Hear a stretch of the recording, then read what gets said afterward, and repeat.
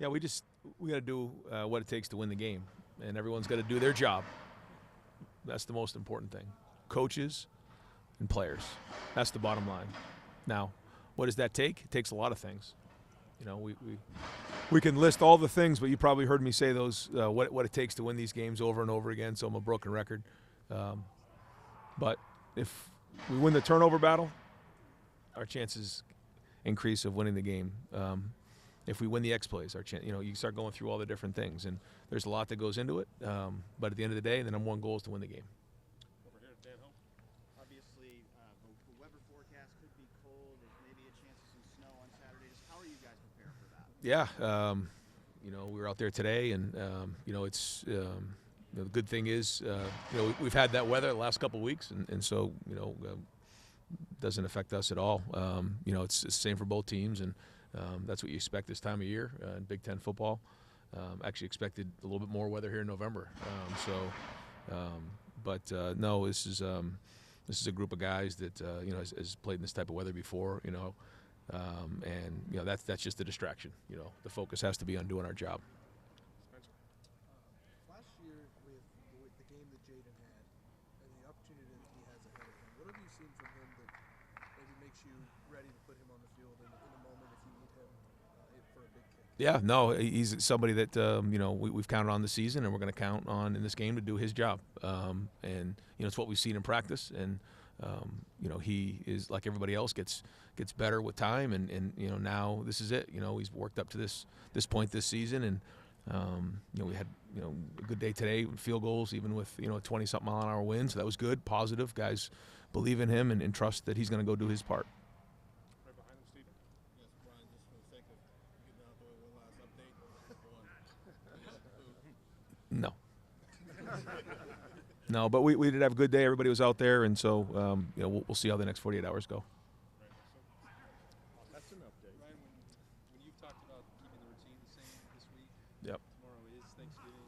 There's no classes the whole day. Right. You also have it's probably something with meals, families around. Like, what is the plan for tomorrow to keep that normal, knowing it's not normal? Yeah, no, we want to.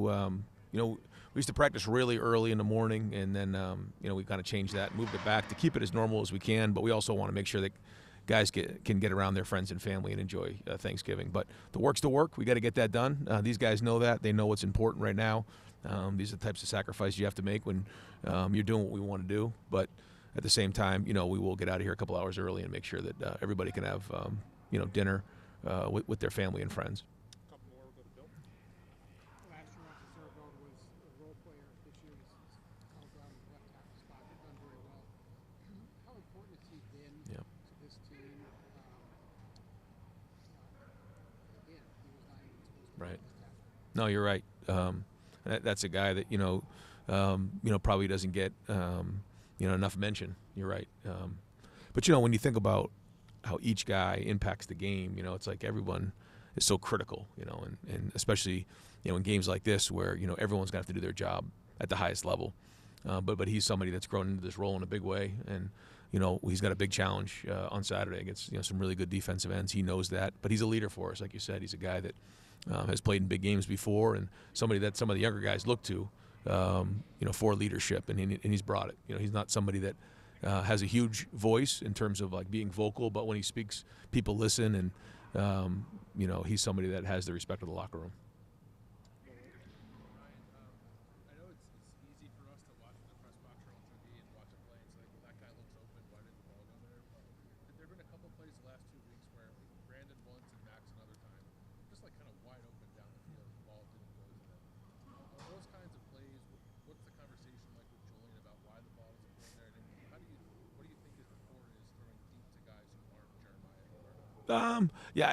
Every play has a different story in terms of where your eyes go and where the progression goes. I know the two plays you're talking about. I won't get into all the details right now about exactly what happened on each of those, but yeah, there's typically a progression of where the read starts and then where it goes, and you usually have a progression in terms of 1, 2, 3, 4, or sometimes you have a movement key that leads you to where you want to go or where you need to go, and each play has its own story. I will say on one of them, you probably got off the first read a little bit too fast, but But there's also a timing element to it all. And I think that's when guys are running routes. They have to understand that spacing is critical against zone, but when you're running a route against man-to-man, you're running that route against a defensive line rush. And, there's a timing of it all. And once you get to that third step and the hitch, the ball's probably coming down or going somewhere else. So, there's a little bit of that part of it, too, in terms of when the ball needs to be thrown, in terms of the receivers being open when they need to be open. But then there's also times where, you maybe move on to your movement key a little bit faster for a lot of different reasons. But no, I think everyone's involved with it. And last one to Tim. Yeah, Ryan, real quick before I ask my real question, y'all are flying up and back. This one doesn't count? It's not your real question?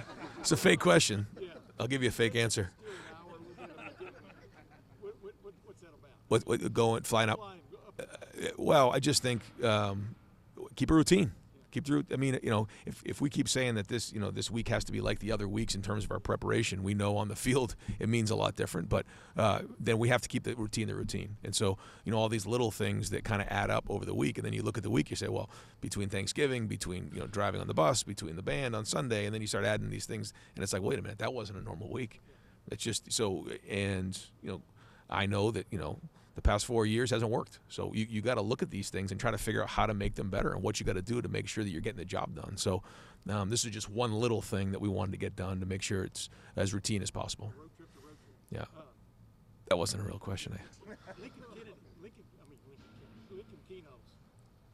What's your confidence factor in him now? He's played a lot more Yeah. over the last several weeks. And would you feel, I don't know, nervous at all to put him in that game on Saturday? Well, he's somebody who's very competitive. You can see the different things he can do when he's on the field. He brings a little bit of a different element to the game. And, we'll see, if there's a place for him to get in the game and how that would fit in. But, when we put anybody in the game, we have confidence they can do their job because they've earned that trust in practice. And he's certainly done that and had a good few weeks of practice. And when he's had an opportunity to get in the game, he's shown what he can do. Yeah, you got it. Happy Thanksgiving, guys. I mean, at the end of the day, I want to beat every team that we play. So I can't say, like if I told you I wanted to win more than I wanted to win game 2 or game 3, that'd be weird. So I want to win every game, and that's how I play football, with the want to win and the want to win every play, win every snap possible. So that's what we're going to do.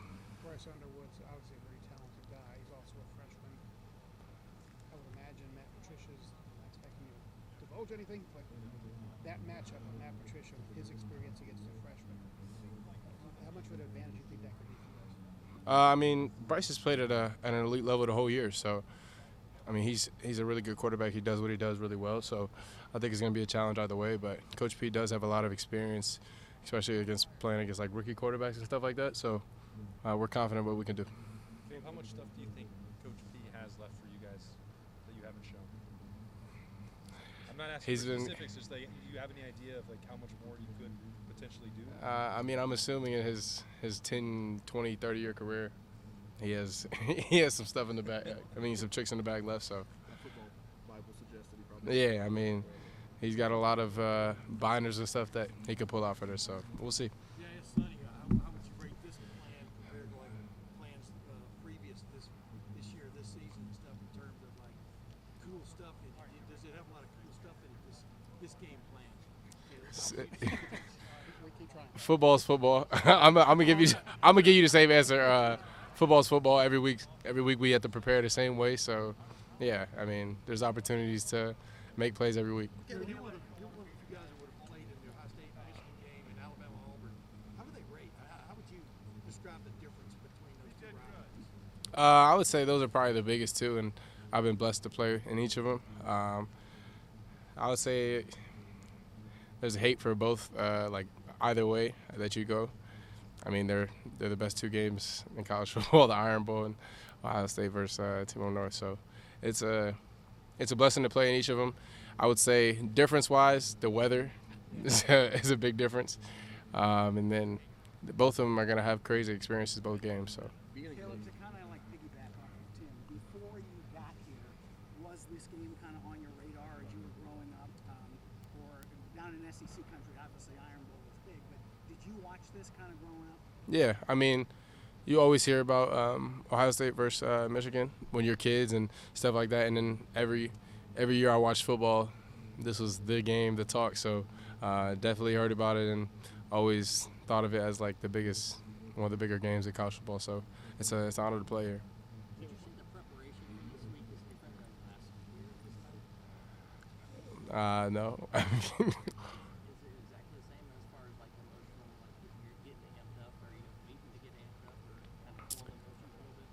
I would say we're doing the same thing as we did when we played Texas. The same thing we did. We played Ohio. The same thing we did when we played Grambling. So we're just preparing every week to play at a high level on Saturday, and that's what we're gonna do. Lorenzo went down. Bryce was the guy who came in and finished off that game for you. That was, I think, the most meaningful snaps he's gotten a chance to play here. Mm-hmm. What did you think of what he brought, and if he was asked to step up into a role like that again, you would be able to handle it based off what you've been able to see? I mean, we always talked about we're graded on execution and production, and he did that. He came in the game, and they tried him first play. He made the play, and when you make plays, you get a chance to make more plays. So we're excited about it and his abilities and the chance that he has to make an impact here. So we're just gonna keep pushing him to get better. Coach Day stressing the importance of mastering your process week after week. How big has that been for this week when you don't want to change anything? I mean, it's just staying consistent. We've been talking about it all year. It doesn't matter who we play. Just go out and prepare and put yourself in a position to play well on Saturday. So we're just trying to prepare and put ourselves in the best position. Two more questions,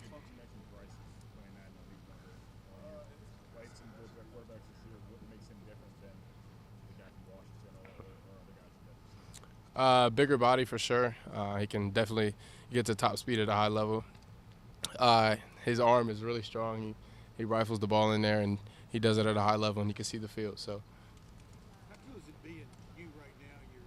You're How cool is it being me? the number one team in the country. You're up for major awards. You've got a podcast that's blowing up. Just how cool is it to be in the midst of all this? I mean, I was talking to my dad yesterday. I was like, I've been blessed at a high level. I feel like he's put me in a lot of situations, and the only thing I can do is really give the glory back to him. So, I mean, I can't take credit for any of it. He's predestined this for my life, and I appreciate him for everything that he's done, and I just appreciate Jesus for sacrificing himself on the cross for me. You almost feel like you were built for like moments like what's coming Saturday. I mean, big time, big game moments. I mean, you ever sit back and go, because you seem to play your best in a lot of those. Go ahead. Whatever God puts on my plate on Saturday, those are the plays that I'm going to make. So I'm just thankful for him and the opportunities that I have to be here. And, yeah, I'm just go do what I do. You mentioned Last Matt question, Patricia's going up against rookie quarterbacks before, right? And you've played against true freshman quarterbacks, Dylan, last year. Can you guys tell out there just like about the demeanor of the quarterback, how that quarterback's maybe approaching things that like that's a young guy who doesn't have a lot of experience in these moments? Does it ever show up in an actual football game? I mean, you could tell sometimes when a quarterback's flustered, but I would say Bryce has played at a high level and he's done what he's done. So we're just playing we're playing a quarterback that's playing at a high level. So yeah, we got to compete at a high level. Just real quick, Caleb. Just podcaster. How do you get Jeremiah Smith to come on your show? You got to spend a year with him at least, like me, and you got to pretty much ask him multiple times and remind him when he says yes. So. What does media member Caleb Downs ask Caleb Downs? Media member Caleb Downs. Media member Caleb Downs asked Caleb about his faith, and Caleb says, "Thank you, Jesus. Give all the glory to God." So, Caleb, thank you. appreciate y'all. Y'all have a great night. Yeah, I think it's the same for both teams. Both teams have probably played in some pretty cool atmospheres. I know we have. That game last year was pretty cool. The last one, Tennessee, I think got in the teens. So, I mean, a lot of guys, we were fine in that game. So, it shouldn't really impact the game at all, honestly. So much about why this game matters and everything. Is that even a thing to even think about, or what are you thinking most about? I think the biggest message from Coach Day is just, sticking to our routine, sticking to our mindset that we come into every game with and what we do and who we are. And, obviously you respect the rivalry, you respect that it's the game, and you know how big it is. But, I mean, you can't go into the game, thinking about the stakes or what's on the line. And you go into the game, you do what you do. Trust your fundamentals, trust your training, and see what happens. Sonny, what makes Tuesday and Wednesday are your biggest work days? Is preparation physically over now? Yeah, I mean, you still do some physical work tomorrow. It's not as physical. We put on our shells and stuff, so it's not as physical. But I mean, you're still flying around, still mentally locked in. But so that's kind of like that. Sonny, what makes Jordan Marshall hard to bring in? I think he's a physical runner. I think a lot of times you get those guys, they're a little shorter. He's pretty muscular, low center of gravity, stuff like that. But I mean, I think all their backs are pretty good. They all do a good job. So you faced double quarterbacks before this year. What makes Bryce different, and how he can hurt his legs compared to maybe some of the guys you faced before? I think he's kind of similar to like Nico in a way. Obviously, we didn't get to play him, but we played him last year. Like you got to see, like he's tall, maybe not as tall as Nico. Kind of similar speed. He's got great arm talent. So you got to just be aware of him at all times. Got to keep him in the pocket. Got to be aware of third downs. Seeing him QB run, scrambling, stuff like that. So it's got to be 11-1 on the defensive side of the ball. As this season's gone along, y'all been presented with like maybe the game plan or the approach. Where would this, from Matt Patricia, where would this one rank? Top of the heap? How would you describe it? Is there some I think. stuff in there? Yeah, I think every game plan Coach Patricia comes up with is elite. There's always everyone understands the game plan. It's clear. We know what the message is, what we need to stop, what are the musts. I think he's always kind of planning ahead and stuff like that. So I don't know if I'd rank it anywhere, but the game plan, I think every week's the best game plan. So. You mentioned not making the game bigger than a game. Do you think that's happened in the past few years? As you guys have lost? I don't know if I'd say that. I mean, I can't speak for anyone else. I think when I was a young guy, I kind of let that get in my head a little bit. Maybe as like freshman, sophomore, like just thinking about like, oh wow, I'm in the game. And like I think especially for me, like being a kid from Columbus, like knowing how big it is and how like everyone's watching and like how cool it is to be in the moment. But I think at the end of the day, you got to go out there. It's a game, and you got to do what you do. Like I said, trust your training. Sonny, you've been extremely consistent as a tackler this year. What do you think have been the keys that helped you do that so you're not missing tackles? Yeah, I mean, I think we practiced it a lot in practice this year. We're constantly practicing fundamentals. So, just consistently trying to get better. I still got a lot of work to do, despite that, but just got to keep working. Sonny, this team obviously won 15 games in a row. When you guys follow your process, what is this team capable of? Yeah, I mean, I think we're capable of going all the way and completing all of our goals. I think when you trust your process, trust your training, you put in the right work, you give yourself a great chance to win. But you still got to go out there and execute it because there's a lot of great teams. Anyone can beat anyone in college football right now. So you got to go out there and execute and put it on the field. What's it been like developing as a tandem with Ardell this year? Yeah, it's been awesome. I think we feed off each other. He does a great job. Physical, fly around.